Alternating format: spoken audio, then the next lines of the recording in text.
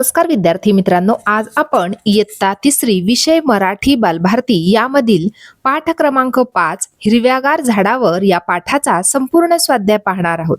पाहूया पहिला प्रश्न. प्रश्न क्रमांक 1. खालील वाक्य कोणी म्हटले आहे ते लिहा. त्यातील अ. पतंग उडवले मुलांबरोबर. कोण म्हणालं? तर हवा म्हणाली. दुसरं. दाणे खाल्ले पोटभर. कोण म्हणालं? चिमणी म्हणाली. पुढचं आहे आजचा दिवस मजेदार. हे वाक्य कोण म्हणाले? तर माकड म्हणाले. पुढचं माती वाहून गेली तर काय होईल? उत्तर हे वाक्य छोटे झाड म्हणाले. प्रश्न क्रमांक 2. एका शब्दात उत्तरे लिहा. त्यातील अ. ढगांना हलवणारी. कोण? तर हवा. एका शब्दात उत्तर लिहिलेलं आहे आपण त्याचं हवा. दुसरं गाणे गुणगुणणारी चिमणी. पुढचं आहे फांद्यावर घरटी बांधणारे. कोण? पक्षी. पुढचं आहे रात्रभर जागत राहिलेले. कोण आहे? छोटे झाड. प्रश्न क्रमांक 3. उत्तरे लिहा. त्यातील अ. झाडांच्या फांदीवर बसून झोके कोण घेत असे? उत्तर झाडाच्या फांदीवर बसून झोके माकडे घेत असत.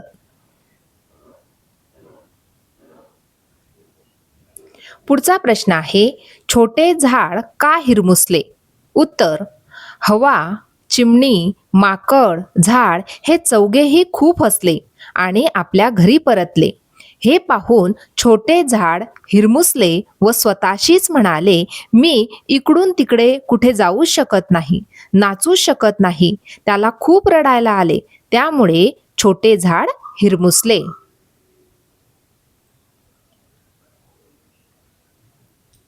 पुढचा प्रश्न आहे मोठ्या झाडाने छोट्या झाडाची समजूत कशी काढली? उत्तर झाडाने छोट्या झाडाला समजावले की आपण सहजासहजी पडत नाही. पक्षी फांद्यांवर घरटी बांधतात. आपण माती घट्ट पकडून ठेवल्यामुळे माती वाहून जात नाही. त्यामुळे शेती चांगली येते. तसेच आपण ढग अडवतो. त्यामुळे पाऊस पडतो. सर्वांना पाणी मिळते. आपल्या पाना फुलांचाही लोकांना उपयोग होतो. अशा रीतीने मोठ्या झाडांनी छोट्या झाडाची समजूत काढली. पुढचा प्रश्न बघणार आहोत. आपल्या आजूबाजूला झाडे नसतील तर काय होईल? उत्तर आपल्याला अन्नधान्य मिळणार नाही. शुद्ध हवा मिळणार नाही. पावसाचे प्रमाण कमी होईल.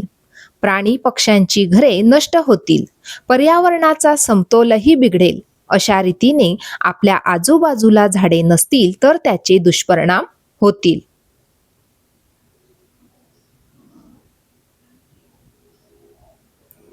पुढचा प्रश्न आहे लिहिते होऊया.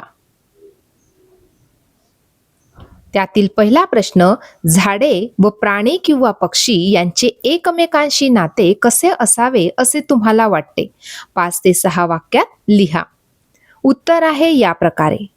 झाडे, प्राणी किंवा पक्षी यांचे नाते अतूट असावे. झाडे, प्राणी व पक्ष्यांना अन्न, निवारा तसेच संरक्षण देतात. पक्षी झाडावरील फळे खाऊन बियांचा प्रसार करतात. त्यामुळे नवीन झाडेही तयार होतात. त्यामुळे निसर्गाचे संतुलन टिकून राहण्यास मदत होते. पुढचा प्रश्न बघणार आहोत.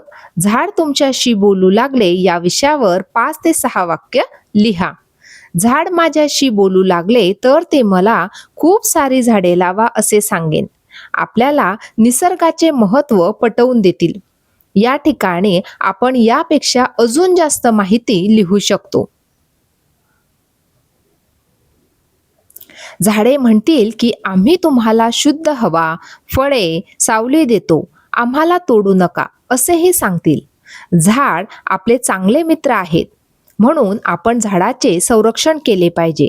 झाडे मानवाच्या स्वार्थी वृत्तीवर दुःख व्यक्त करतील आणि त्यांच्यावरील अन्यायाची जाणीव करून देतील.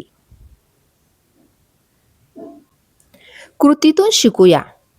पहिला प्रश्न आहे, पर्यावरण या विषयाशी संबंधित सुवचनांचा व घोषवाक्य यांचा संग्रह करून वहीत लिहा. सुवचने. पहिला आहे, वृक्षवल्ली आम्हा सोयरे वनचरे. दुसरा आहे, पर्यावरण रक्षण म्हणजे मानवाचे रक्षण. तिसरं, आज लावलेली एक झाड उद्याच्या पिढीसाठी वरदान ठरेल. घोषवाक्य बघणार आहोत. पहिलं घोषवाक्य आहे, एक व्यक्ती एक झाड पर्यावरण सुधारले आज. दुसरं घोषवाक्य आहे, प्लास्टिक टाळा पर्यावरण वाचवा. आणि तिसरं घोषवाक्य आहे, झाडे लावा झाडे जगवा पर्यावरण सुंदर बनवा.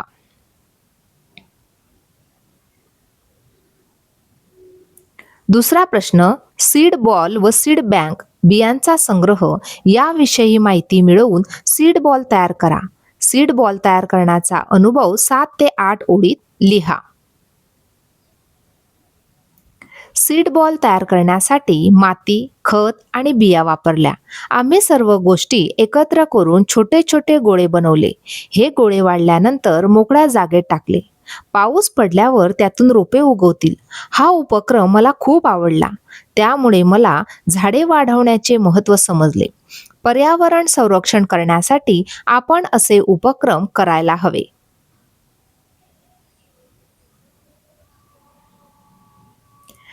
पुढचा प्रश्न बघणार आहोत. पुढील शब्दांमधून झाडांची नावे शोधा.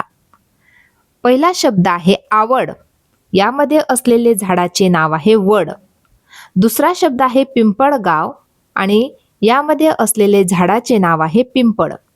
पुढचा शब्द आहे चिंचवड. झाडाचे नाव आहे चिंचवड. पुढचा शब्द आहे माकड आणि त्यामध्ये असलेले झाडाचे नाव आहे कड म्हणजेच कडुलिंब. पुढचा शब्द आहे सारंग. यामध्ये लपलेल्या झाडाचे नाव आहे साग. पुढचा शब्द आहे पळसखेळे आणि शब्द लपला आहे, झाडाचे नाव लपलेले आहे पळस. पुढचा प्रश्न बघणार आहोत. गोलाबाहेरील शब्दांना गोलातील शब्द जोडून शब्द तयार करा व लिहा. उदाहरणार्थ, चव अधिक दार शब्द बनला चवदार. पुढचा आहे धन अधिक वान शब्द तयार झाला धनवान. त्याचप्रमाणे या ठिकाणी गोलाकार शब्द आहे. या ठिकाणी गोलाबाहेरील शब्द आणि गोलातील शब्द जोडून आपल्याला शब्द तयार करायचा आहे. पहिला शब्द तयार झाला स्वभावदार. दुसरा शब्द तजेलदार.